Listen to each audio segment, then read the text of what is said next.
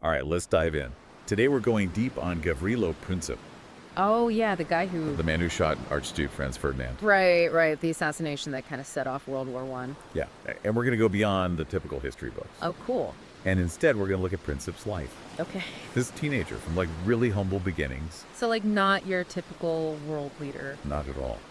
And we're drawing from this really interesting YouTube video transcript. Oh, awesome. It goes into Princip's whole story and like all the stuff happening around him. Yeah, you think about it, it's wild, right? Some kid from, like, nowhere. Exactly. And he ends up having this huge impact on the 20th century. His story starts in this crazy, remote Bosnian village. It was so isolated that they nicknamed it the place where wolves go. Wow. And get this, when he was born, he was so frail that they weren't sure if he'd even survive. Jeez. Talk about a tough start. Right, and then you contrast that with the Austro-Hungarian Empire, like all that power and grandeur, Yeah, you've got these massive empires, tons of history. and he ends up challenging all of that. That's the thing about that time period. The political scene was so messy. You had the Ottoman Empire, which was like fading but still there. Yeah. And then you have the Habsburgs. They were like ambitious. Always looking to expand their influence. Exactly. And as the Ottomans got weaker, both Serbia and Austria-Hungary, They saw an opening, right? totally, they both wanted more control in the Balkans and Bosnia. That became like the center of the struggle. It's like everyone wanted a piece of the pie. And that whole Congress of Berlin in 1878, that just made things worse. Austria-Hungary, they annexed Bosnia, and it was strategically smart, but But it pissed off a lot of people. big time. Especially the Bosnian Serbs. It was like pouring gasoline on a fire. So you have all this tension simmering, and then you have Princip. He goes from being this quiet student to... A full-blown revolutionary. Right, and a lot of that was fueled by this wave of Serbian nationalism that was sweeping through, like, everything. Yeah, nationalism can be a powerful force. And for Princip, it wasn't just the big picture stuff. He had these personal setbacks, too.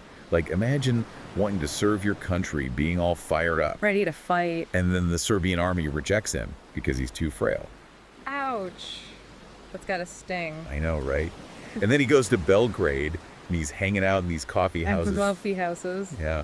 Apparently, they were like hotbeds of political discussion back then. Okay, so he's surrounded by... All these intense nationalists. Plus, he's reading all this anarchist literature. Wow, it's like everything's pushing him in that direction. Towards violence, yeah. And then you have the Black Hand. You can't talk about the assassination without talking about them. Right, the Serbian nationalist group. But their role is kind of murky. Like, did they manipulate Princip, or was he already on that path? That's the big question. Some people say he was self-radicalized. Others say the Black Hand groomed him. But they weren't just some random group of guys either. Oh, no, they were serious. They were organized, they had connections in the Serbian military, even the government. They wanted all Serbs united no matter what. And they weren't afraid to use violence to get it. So their goal was a greater Serbia. Right, with all the Serbian territories, even the ones under Austro-Hungarian control. And then you have Franz Ferdinand, the Archduke. He decides to visit Sarajevo on June 28th. Of all days. Yeah. And for Serbs, that date was huge. It was the anniversary of the Battle of Kosovo in 1389. A big defeat for them. So talk about adding fuel to the fire. It was like a slap in the face to a lot of Serbs. So you have this Austrian Archduke, the heir to the throne, rolling through Sarajevo. Which had a big Serbian population. And he's doing it on this super sensitive date. It's no wonder that tensions were through the roof. Yeah, anti-Austrian sentiment was everywhere. You could cut it with a knife. It was a powder keg just waiting to blow. And Princip, he was ready. He was ready to light the fuse. He and his buddies, they had bombs, they had revolvers, and they were all set up along the Archduke's route. Like waiting in ambush. And then, you won't believe what happens next. It's like a whole series of crazy coincidences, one after another. Like a domino effect. Yeah, almost like fate was pushing everything towards this one moment. It's wild, right? First bomb totally misses the Archduke. It blows up under the wrong car. Like, you'd think that'd be it. Call off the whole visit. Too risky. You'd think. But nope, Franz Ferdinand, he's either really brave or really stubborn. Or a little bit of both. Maybe. He decides to visit the people who got hurt in the bombing at the hospital. So a detour, which, you know, kind of changes everything. Yeah, that detour, plus the driver takes a wrong turn. Oh, no. And guess what? They end up driving right past Persaya. It's almost like it was meant to be. Like something out of a movie. Total chance, but it changes the whole course of history. So Princip, he probably thought he'd missed his chance, right? After the first bomb didn't work. Yeah, but then, suddenly, there's the Archduke, right there in front of him. Wow. He ditches the other bomb he had and pulls out his revolver. 2 shots, and that's it. Just like that. It's crazy how these seemingly random events can have such massive consequences. Right. And what happened to Princip after? It's pretty interesting, actually. So they arrest him, he goes on trial, and there's this surprising thing he says.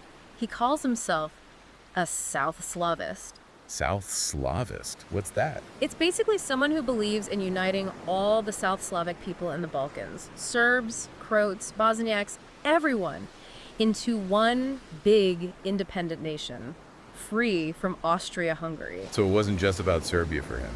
Not exactly. He had this bigger vision of a new kind of nation. That adds a whole other layer to the story. It does. And on top of that, there was this whole thing about his birth date during the trial. Birth date. Yeah, there was some confusion. Was he born in June or July? You'd think that wouldn't be a big deal, but It was huge. huge. Because Austria-Hungary, they had this law. If you were under 20 when you committed a crime, you couldn't get the death penalty. So if he was born in June, he was old enough to be executed. Right. But if it was July, he was 19 when he shot the Archduke. So it came down to a matter of weeks. Literally. And in the end, the court went with the July date, so no death penalty. Wow, talk about a close call. I know, right? So instead, he gets 20 years hard labor in this awful prison called Theresienstadt Fortress. And he didn't even end up serving the whole sentence, did he? He didn't. He was already sick with tuberculosis during the trial, and the prison conditions were terrible. Yeah, I can't imagine. So his health just kept getting worse, and he died in 1918, just a few months before the Austro-Hungarian Empire collapsed, the very empire he fought against. It's kind of a tragic end, in a way. This guy who set off this huge chain of events. It is. And what a chain of events it was. Austria-Hungary, they're convinced Serbia's behind the assassination. So they give them this ultimatum. An ultimatum. Yeah, but it wasn't really an ultimatum. It was more like, do this or we're going to war. Like a list of impossible demands. Basically. They knew Serbia couldn't accept it without giving up all their power. So it was just a way to start a war. Yeah, pretty much. And then all these alliances that had been building up in Europe, they all kicked in. Like a chain reaction. Exactly. Russia was allied with Serbia, so they started getting their troops ready. Germany was allied with Austria-Hungary, so they declared war on Russia. And then France, because they were allied with Russia, they declared war on Germany. Wow, it's like dominoes falling, one after the other. It happened so fast. Yeah. And it shows just how connected Europe was at the time. And how fragile, I guess. Yeah. And the results, well, they were devastating. Millions dead, empires falling apart, the whole map of Europe changing. The world was never the same. Right. And to think it all started with this one guy, this teenager from a tiny village in Bosnia. It's mind-blowing. It shows how much power one person can have. And how unpredictable history can be. It's true, but it's also important to remember the context. The assassination was the spark, but it landed on a pile of dry tinder. Years of nationalism, rivalry between empires, all these alliances, it was almost a recipe for war. So was World War I inevitable, even without Gavrilo Princip? That's the million-dollar question, isn't it? Historians are still debating that today.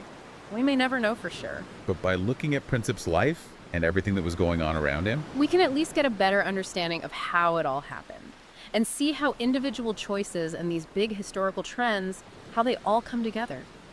we've gone from this remote village to a global conflict that changed everything. It's quite a journey. It is. And now, as we wrap up our deep dive, I'm thinking about Princip's legacy. How is he viewed today? Hero, villain, terrorist. It's a tricky one, right? It is. Because his story is so tied up in the complex history of the Balkans, a region where different interpretations of the past can be really divisive. It'll be interesting to see how his legacy continues to evolve over time. It's funny, how Princip's image has changed so much over time. Like, for a while, he was actually seen as a hero. Especially when Yugoslavia, that South Slav state he dreamed of, actually existed. That's right, like his vision actually came true, in a way. It did. It was especially true in Tito's Yugoslavia, the socialist one. They focused on him fighting against Austria-Hungary and that whole idea of a unified South Slavic nation. They put up statues of him and named streets after him. So for a time, his act of violence was kind of overshadowed by the fact that he'd, achieved his goal. Uniting the South Slavs, even if it wasn't how he planned it. It just goes to show you, history is written by the winners. And how you see things totally depends on who's in charge and what story they want to tell. But then, of course, Yugoslavia falls apart in the 90s. Yeah, those were brutal times, lots of ethnic conflict. And that's when Princip's image, well, it became a lot more complicated. Because that idea of a unified South Slav nation, it was gone. And with it, Princip's hero status. He started being seen as a symbol of Serbian aggression. Some even compared him to guys like Ratko Mladic. Yeah, the war criminal. Yeah, talking about a 180. It's pretty ironic when you think about it. This guy who wanted to unite the South Slavs, he ends up becoming this divisive figure. His legacy gets split along the very same ethnic lines he was trying to erase. It's like his story mirrors the conflicts he helped start. So how do people in the former Yugoslavia see him today? Is there like a general consensus, or does it depend on where you are? Oh, it definitely depends on where you are. There's no one answer. Like, in Serbia, there are still a lot of people who see him as a national hero, a freedom fighter. They think he was trying to liberate Serbs from Austria-Hungary. But in Bosnia and Herzegovina, especially for Bosniaks and Croats, I'm guessing they see it differently. Totally differently. For them, he's a terrorist. Someone who killed a leader who might have actually reformed the empire. So for them, he represents the violence that led to the wars in the 90s. Exactly. They see him as a symbol of division, not unity. It's kind of sad, in a way. This guy who dreamed of bringing people together, he ends up tearing them apart. His story's become like a mini version of the conflicts he ignited. It has, and it just shows how complex the history of the Balkans is, how different interpretations of the past can still have such a huge impact today. Yeah, it's a reminder that history isn't just about names and dates. It's about grappling with these complicated stories, seeing things from multiple perspectives. And trying to understand how the past still affects us today. It's something we should all be thinking about. Absolutely. Well, we started this deep dive wanting to understand Gavrilo Princip, this teenager who assassinated an Archduke and basically kicked off World War I. And along the way, we learned about his life, what motivated him, what was going on in the world around him. But as with a lot of history, we end up with more questions than answers, don't we? We do, but I think that's a good thing. Because history is all about asking questions, challenging what you thought you knew. And realizing that the past is full of layers. It's not simple. Not at all. It's also about realizing that everyone has the power to make a difference in the world, whether it's good or bad, and how those actions can echo through time. We went from a small village in Bosnia to a global war that changed everything. And we saw how even someone seemingly insignificant can have a huge impact. It's a powerful lesson. And as we wrap up, I think it's important to ask ourselves, what kind of impact do we want to have? What kind of world do we want to leave behind?